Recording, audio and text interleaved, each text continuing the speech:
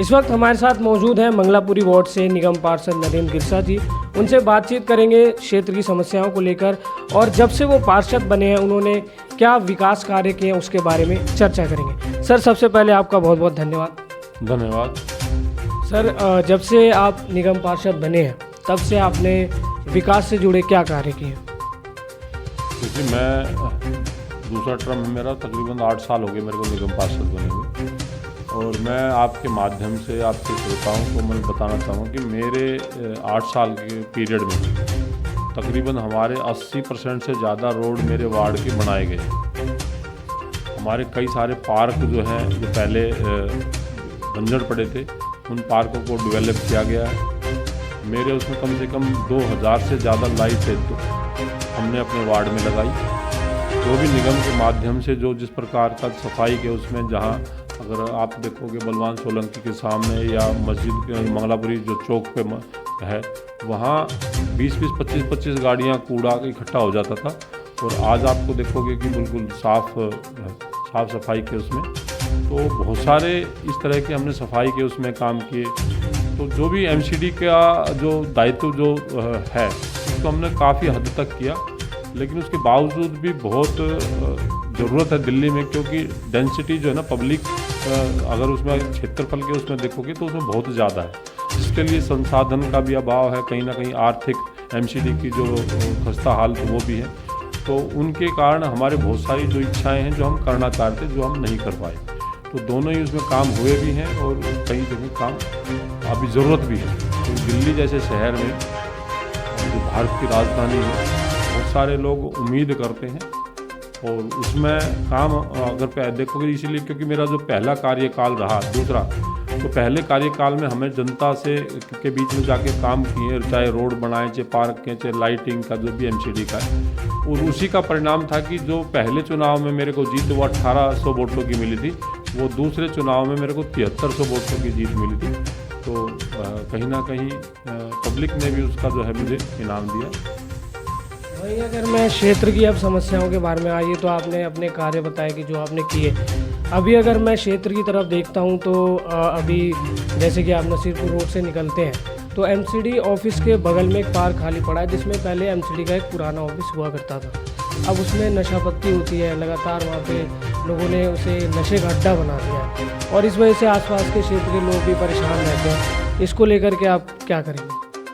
देखिए, जहाँ तक आप नशे की जो बात कर रहे हो, नशे का वो एमसीडी का दायित्व नहीं है। नशे का जो रोकने का जो काम है, अगर कोई आवारा बच्चे बैठते हैं या कोई नशा करता है तो उसका रोकने का काम पुलिस का काम है, वो पुलिस करेगी, उसमें एमसीडी का कोई भी काम नहीं है। बाकी रही कि पार्कों की बाउंड्री करी, पार्कों में फुटपाथ भी बनाए। उस ऑफिस में गेट लगा था, उसे तोड़ दिया गया, क्योंकि गेट था तब तक तो कोई नहीं आया करता था, लेकिन गेट तोड़ने के बाद ही उसे अड्डा बनाया गया। तो उस तरफ आप उसे कैसे देख रहे हैं? देखिए, मैंने आपको कहा कि हमने जो है ना पार्कों की बाउंड्री वाल बनाने की बात हो, चाहे फुटपाथ बनाने की बात हो, डेवलपमेंट अलग अलग उससे, चाहे विधायक से फंड लिया, चाहे किसी अलग हेड में फंड लेकर आए, हमने उस पर काम किया है। मालियों का अभाव है। आज नजफगढ़ जोन में 550 कर्मचारियों की रिक्वायरमेंट है, जबकि मौजूदा उस पर आपके 150 कर्मचारी हैं। तो इस तरह की हालत में एमसीडी चल रही है कि जहाँ उसको मतलब अब उसमें पूरी तरीके से काम नहीं हो पा रहे पार्कों में, लेकिन सिविल के काम जो है सारे पार्कों में, मेरे रहते हुए बहुत सारे पार्कों में काम हुए, बाउंड्री वाल का, फुटपाथ का, गेट लगाने का।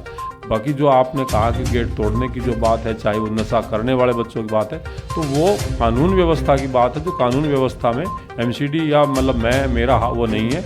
जब भी शिकायत मिलती है हम वहाँ एरिया के जो एसएचओ है उसको लेटर लिखते हैं, उनको बोलते भी हैं, लेकिन उसके बाद भी कानून व्यवस्था में आपको पूरी दिल्ली का ही जो हाल है आपके सामने है। और अभी पिछले हफ्ता 10 दिन पहले की बात है, एक पुलिस सुरक्षा सप्ताह मनाया गया जिंदल पब्लिक स्कूल में, और डीसीपी और एसएचओ भी उसमें आए थे। तो मैंने तो सबके सामने कहा कि जिस प्रकार की जो शिकायतें लोग हम पब्लिक में निकलते हैं, तो पार्कों में चाहे शराब बैठने वाले की बात हो, तो इस तरह की शिकायत हो, अब पब्लिक को पता ही नहीं कि पार्क में जो शराब पी रहा है, जिस तरह के लोग बैठते हैं, तो उसका रोकने का काम वो हमारा है ही नहीं, वो पुलिस का है। तो कम से कम हमने पुलिस को भी कहा, अगर उन्होंने कहा भी ठीक है हम इस पर जो कार्रवाई करेंगे। तो ये चीज़ें जो है ना कानून व्यवस्था, अगर रोडों पे कोई गाड़ी चला रहा है, तेज़ गाड़ी चला रहा है, या चोरियों की वारदात बढ़ रही है, तो उसमें निगम का कोई रोल नहीं है, वो पुलिस का काम है, कानून व्यवस्था का काम है। ये अभी हमने अगर पार्क की बात शुरू ही कर दी है, तो आपको नहीं लगता हमारे क्षेत्र में कई पार्क पहले से ही बने हुए हैं? इस रोड पे अगर हम चलते हैं तो करीब 3 से 4 पार्क पहले जो बने हुए हैं, लेकिन बावजूद उसके उस सुलभ को तोड़ के पार्क बना दिया गया। आपको नहीं लगता कि उसकी जगह कुछ और बन जाना चाहिए था? जैसे पार्किंग है, पार्किंग की बहुत ही ज़रूरत है इस इलाके में। देखिए, वो सुलभ जो है ना, 20-25 साल पहले एक जापान से पैसा आया था, और जो क्योंकि ये पुनर्वास कॉलोनियाँ हैं, उसमें घरों में टॉयलेट, क्योंकि बहुत छोटी जगह थी, उसमें टॉयलेट की व्यवस्था नहीं थी, तो ये कम्युनिटी टॉयलेट ब्लॉक बनाए गए थे, पूरी दिल्ली में बनाए गए थे। और उसके बाद जैसे समय ने तरक्की करी, लोगों ने कई मंजिला मकान भी बनाए, तो लोगों ने अपने घर में ही इसकी व्यवस्था कर ली। तो ये जो बदहाल थे, अगर आप इस क्षेत्र में रहे हो या और भी कई जगह, तो इन लोग जो शौचालय कम्युनिटी टॉयलेट ब्लॉक पे थे, इनके कुछ ऐसे लोगों ने कब्जा कर लिया था। इसमें कम से कम 20-30 लोग तो इसके अंदर रह रहे थे, और किसी में घोड़ी बंध रही है, किसी में सूअर पल रहे हैं, किसी में इस तरह का इस पर माहौल था। और उसी में नशे की जो पहले भी शिकायत करते थे कि इन लोगों में घर घुस के यहाँ नशा करते हैं, तो उसको, और मेरे से पहले कम से कम 10 साल पहले से लोग, जो भी निगम का यहाँ से नुमाइंदा बनता था, तो उसके सामने ये शर्त ही रखते थे कि जी इनको तुड़वा के हमें यहाँ से इसको साफ़ करवाया जाए। तो उसमें हमारी ये बहुत बड़ी उपलब्धि है कि हमने इसको, और सबसे पहले अगर दिल्ली में अगर कहीं टूटे हैं ये कम्युनिटी टॉयलेट ब्लॉक, तो मंगलापुरी में टूटे हैं, तो हमने इनको तुड़वा कर इसकी बाउंड्री वॉल करवाई, इसकी सफाई करवाई। बाकी आप रही बात आप पार्किंग बनाने की, या हमने इस पर प्रपोजल बारात घर बनाने का या इस तरह का दिया था कि इसमें बारात घर बनाया जाए। पार्क की ज़मीन है, और वो है कि पार्क इसमें डेवलप हो नहीं सकता, क्योंकि कंक्रीट का नीचे जो इसमें टैंक बनाए थे, तो उसमें पार्क बन नहीं सकता, लेकिन जो ज़मीन है वो हॉर्टिकल्चर की ज़मीन है, और हॉर्टिकल्चर का लैंड यूज चेंज कराना, क्योंकि पार्क की को दूसरे ज़मीन में चेंज कराना, उसमें कुछ ऑब्जेक्शन थे। तो इस पर अभी भी हम प्रयासरत हैं कि इसमें कहीं हमने मतलब इसका नक्शा भी बनवाया था, तो उसमें कुछ ऑब्जेक्शन लगे थे, जिसके कारण से नहीं हो पाया। और पिछले 2-2.5 साल से जिस प्रकार से निगम चल रहा है, जिसमें कोई काम हो ही नहीं रहा, तो आगे हम प्रयासरत हैं कि इसमें कोई ऐसा रिक्रिएशन सेंटर का वो प्रपोजल आया था कि इसमें बारात घर, क्योंकि जगह बन नहीं सकती, इतनी स्पेस है नहीं, तो इसमें रिक्रिएशन सेंटर का हमने अब वो प्रपोजल दिया था। तो उसमें कुछ बाधाएं थी, कुछ ऑब्जेक्शन थे, उस पर कोशिश कर रहे हैं कि उनको हटा के, क्योंकि पार्क इसमें डेवलप हो नहीं सकता। तो हमारी वो यही थी कि जब तक इसको साफ़ करके, इसको लेवलिंग करके, तो तब तक लोग इसको अपने प्रोग्राम में, शादी वगैरह में यूज़ कर ले, कम से कम कुछ काम आएगा। फिलहाल तो और है, अभी है लेवलिंग उसकी होगी, तो उसमें मिट्टी का लेवल डाल के उसको ठीक कर देंगे। बाकी वो हॉर्टिकल्चर की जगह है, उसको लैंड यूज चेंज कराना पड़ेगा, उससे पहले नहीं हो सकता। अभी गर्मियों की शुरुआत हो चुकी है, जैसा कि आप देख पा रहे हैं, तो अभी बरसात का मौसम भी शुरू होगा। लगातार सड़कों में पानी भर जाता है, और इस नसीरपुर रोड तक भी पानी पहुंच जाता है। नालों की सफाई समय से नहीं होती है, जो अभी भी नहीं हुई है, और हर बार का ऐसा ही है, कहीं होती है कहीं नहीं होती है। दोनों जो नाले हैं नसीरपुर रोड के लेफ़्ट साइड और राइट साइड, दोनों चौक हो रखे हैं, जिसकी वजह से बारिश में पानी भर जाता है। तो इस समस्या के लिए आपने क्या तैयारियाँ की? देखिए, पहले तो आपको नालों को जो है ना, 3 रूप नाले, वो 3 एजेंसियों के पास है हमारे। जो बड़े नाले हैं वो फ्लड के पास हैं, और जो छोटे जिन नालों की बात करें, इस रोड के जो नाले की बात करें, तो PWD के पास है। तो वो उसमें MCD का वो नहीं है, और इसमें शिकायतें आई हैं कि MCD जो PWD के नाले की, तो वैसे भी CBI जांच कर रही है कि कहाँ उन्होंने नाला साफ़ करेंगे। बाकी हमारी तरफ से हमने अभी, क्योंकि मौजूदा नए विधायक बने हैं, उनके सामने मतलब PWD से यही डिमांड करी कि नाले, क्योंकि बहुत सारे सालों से ये जर्जर हो चुके हैं और इनकी जो हालत भी ठीक नहीं है, तो इसको तोड़ के दोबारा RCC का नाला बनाया जाए, तो सारा साफ भी कराया जाए। और आज फ्लड की जहाँ बात है कि जो बड़े नाले जो फ्लड में, तो ये जाकर फ्लड के नाले में मिलते हैं, चाहे वो इधर से पालम से होता हुआ जो जाता डाबड़ी के नाम में चला जाता है, और हमारा ये भी जो बलवान सोलंकी से होता हुआ दिल्ली कैंट से निकलता है, ये भी डाबड़ी चला जाता है। तो इस पर आज बलवान सोलंकी के सामने अभी 11 बजे का उद्घाटन भी है कि मशीन खड़ी हुई है, यहाँ सफाई का काम शुरू करेंगे।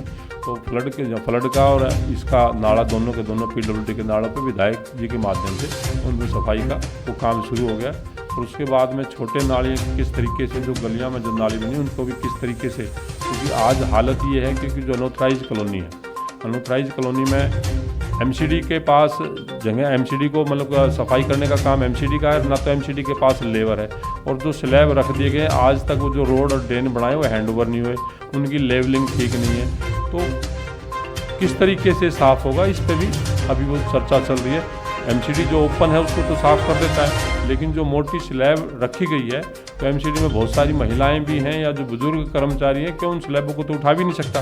तो किस तरीके से उनका साफ़ होगा, इस पर भी हम बात कर रहे हैं। तो कोशिश ये होगी कि विधानसभा के माध्यम से जो केजरीवाल जी ने जो 2015 में रोक लगा दी थी कि यहाँ निगम का कोई पैसा नहीं लगेगा, सिर्फ वहाँ झाड़ू मारने का काम है, और जो स्लैब रख दी है तो स्लैब को किस तरीके से उठा के सफाई हो, तो इस पर भी हम बात कर रहे हैं।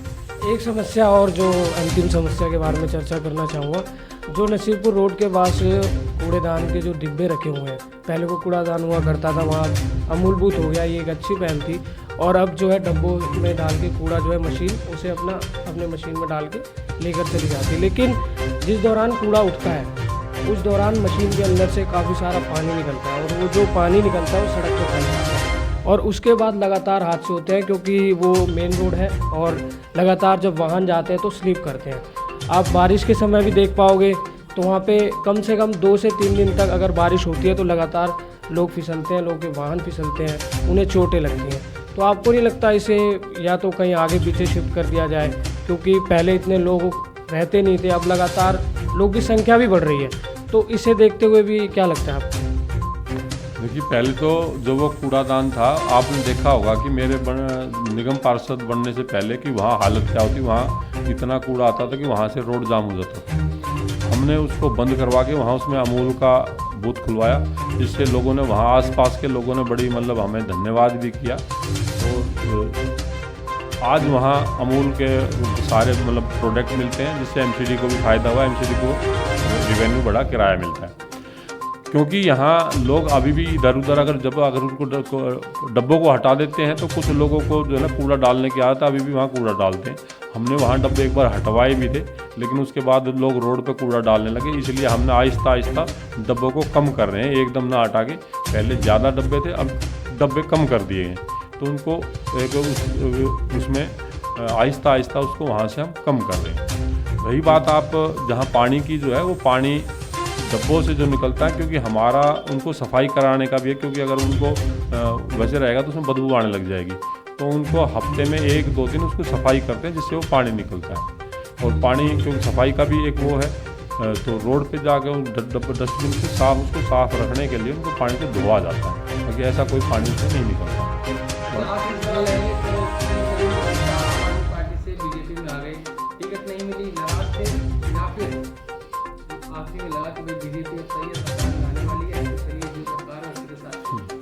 देखिए, मैं ना तो मैं टिकट मांग रहा था और ना मेरी ऐसी कोई टिकट कटने का रोज़ था, और टिकट मैं जिस दिन यहाँ से